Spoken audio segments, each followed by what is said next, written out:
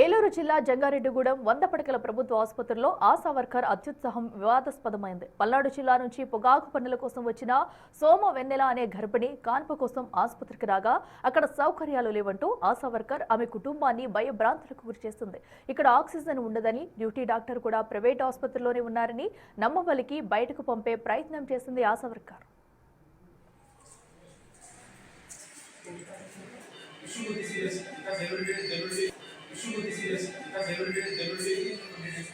ఒకవేళ మనం చేయకపోతే ఏలూరు పంపాం అంతేగా ప్రైవేట్ హాస్పిటల్ చేయండి అదేనండి ఏదైనా కానీ what ever it is sir పంపించండి మీరు జాయిన్ చేసి లోపల తీసుకెళ్ళండి.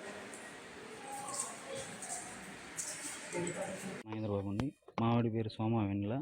నిన్న అయితే జంగిరెడ్డిగూడెం హాస్పిటల్కి వచ్చామండి.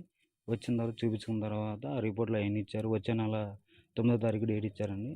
ఇంటికి వెళ్ళిన తర్వాత సడన్గా ఇవాళ నొప్పులు వచ్చిన తర్వాత 5 స్టార్ట్ అయినాయి. హాస్పిటల్కి తీసుకొచ్చామండి. ఆశా వర్కర్ని కూడా పిలిచామండి ఉండాలని. పిలిచిన తర్వాత ఆ అంబులెన్స్లో ఇక్కడి కానించి ఎక్కడైతే చూడరో ఇక్కడైతే అన్ని సౌకర్యంగా ఉండు, అమ్మ బిడ్డ కన్న కానించి ఆక్సిజన్ బాక్స్లో పెట్టాలి, ఇక్కడైతే అవన్నీ ఉండు, బయట అయితే హాస్పిటల్లో ఉంటే అన్నీ అవైలబుల్ ఉంటాయి అని చెప్పిందండి. చెప్పిన తర్వాత సరేలే అని చెప్పి ఆ అంబులెన్స్ డ్రైవర్ అయితే తీసుకెళ్ళలేదండి, ఇక్కడికే తీసుకొచ్చాడండి. తీసుకొచ్చి ఆ అన్నయ్య లోనికి తీసుకెళ్ళాడండి. లోనికి తీసుకెళ్ళిన తర్వాత కూర్చోబెట్టారండి. కాసేపు కూర్చోబెట్టిన తర్వాత నర్సులు వాళ్ళందరూ వచ్చారండి. రాసుకున్నారండి, ఊరి పేరు అవన్నీ రాసుకున్న తర్వాత లోనికి వెళ్ళి బయటికి తీసుకొచ్చారండి. బయటకు తీసుకొచ్చిన తర్వాత నేను మళ్ళీ వచ్చి ఆశా వర్కర్ని అడిగానండి, ఏం జరిగింది ఏంటంటే, ఎక్కడైతే చూడరమ్మా బయటకి అయితే వెళ్ళిపోదండి, అవన్నీ ఓపీ అవన్నీ రాపించుకోనరా వెళ్దామని అన్నారండి. ఏం జరిగిందండి ఏం చెప్పట్లేదండి. తీసుకొచ్చారండి, బయట కూర్చోబెట్టారు. బయట కూర్చోబెట్టిన తర్వాత మా రైతుకు ఫోన్ చేశానండి. మా రైతులు గారు ఇక్కడికి వెళ్ళమన్నారు.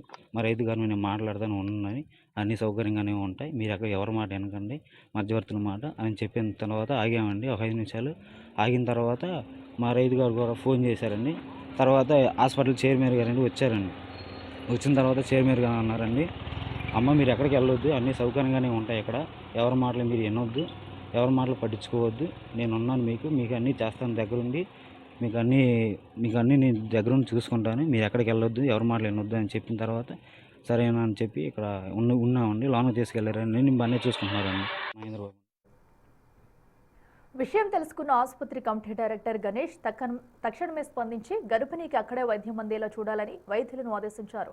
బాధితులపై విచారణ జరిపి కఠిన చర్యలు తీసుకుంటామని ఆసుపత్రి సూపరింటెండెంట్ బేబీ కమల స్పష్టం చేశారు. ప్రభుత్వ వైద్యంపై నమ్మకం సడలించేలా వ్యవహరించిన ఆశా వర్కర్ తీరుపై స్థానికంగా విమర్శలు వెల్లువెత్తుతున్నాయి. ఈరోజు సాయంత్రం వెన్నెల అనే ప్రెగ్నెంట్ ఉమెన్ సెకండ్ ప్రెగ్నెన్సీతో మన హాస్పిటల్కి రావడం జరిగింది.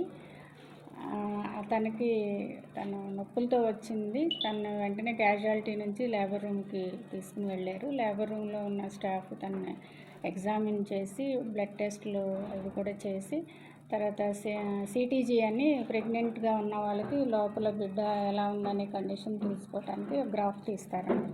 అది కూడా తీసి అడ్మిషన్కి అన్నీ రెడీ చేస్తున్నప్పుడు వాళ్ళలో వాళ్ళు మాట్లాడుకుని బయటికి వెళ్ళాలని బయట హాస్పిటల్లో చేయించుకోవటానికి అట్లా నిర్ణయం తీసుకుని బయటకు వచ్చి హాస్పిటల్ దగ్గరే వెహికల్ కోసం చూస్తున్నప్పుడు వారికి తెలిసిన వాళ్ళు ఎందుకమ్మ ఇక్కడ నిలబడ్డారు అని అంటే, ఇట్లా బయట బేబీకి 9 నెలలు నిండలేదు కాబట్టి బాక్సులు లేవనే ఉద్దేశంతో బయట చేయించుకుంటే అక్కడ బాక్సులు ఉంటాయని వాళ్ళ అపోహతో అలా బయటకు వెళ్ళటం జరిగింది.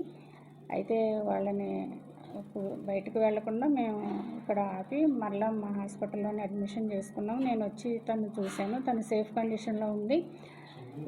ఈరోజే అంటే డెలివరీ నొప్పులు జస్ట్ ఇప్పుడే స్టార్ట్ అయినాయి. తను రేపు మార్నింగ్కి అలా అయినా డెలివరీ అవ్వచ్చు.